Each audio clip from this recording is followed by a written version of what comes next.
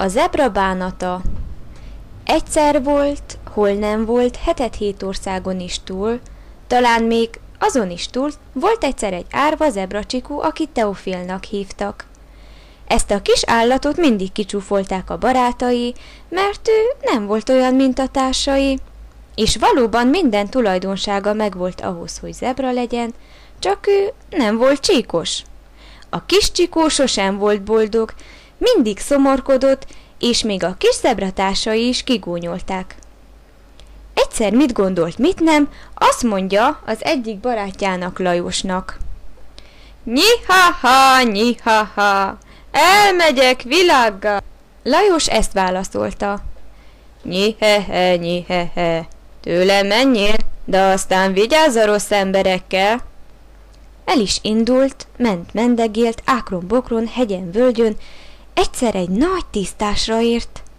Ott leheveredett, mert nagyon elfáradt, amint éppen szúnyogkál, megjelenik Emma, a tündér, és köszönti őt. Hát mit csinálsz itt, Teofil? Miért vagy ilyen szomorú? Nyiha-ha, hát hogy ne lennék te, Emma, amikor engem mindenki csúfol? Ezután elmesélte a jó tündérnek, hogy mi rosszaságot elkövettek vele. Hát ezért egyet se búsulj, mert én segítek rajtad. És ebben a szent pillanatban csíkossá varázsolta Teofilt. Erre azt mondja Teofil. Ó, te Emma, a jóisten tartson meg! És ezután eltűnt a tündér. Teofil most már boldog volt, elfelejtett minden rosszat, és arra döntött, hogy visszafordul hazájába. Amint mendegélt hazafelé, azon vette észre magát, hogy már senki sem figyel fel rá, mint régen a furcsa külsejére. Arra gondolt, talán mégis jobb lenne a csíkok nélkül, hiszen a hamufehér szőre tette őt különlegessé. Teofil ismét elszomorodott, és úgy érezte, semmivel sem külön csíkos társainál, akik ezelőtt kicsúfolták őt. Lehajtott fejjel ballagott tovább, magába roskadva, elgondolkozva sanyarú életén. Találkozott Gazsival, a macskával, aki amint meglátta a szomorú zebrát, ezt kérdezte.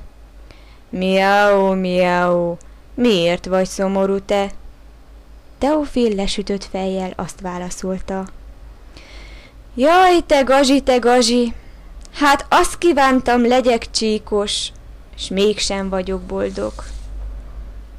Jaj, te kis butus, egyet se búsulj, mert te különleges vagy az én szememben, ha ugyanúgy is nézel ki, mint a többiek. Amint ezt kimondta, rögtön ott termett Margit, a kedvese, aki megerősítette Gazsi véleményét.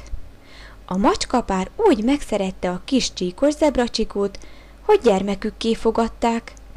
Ej, örvendett is Teofil, tejben, vajban fürdették, és ő lett a világ legboldogabb és legkülönlegesebb csíkos zebrája.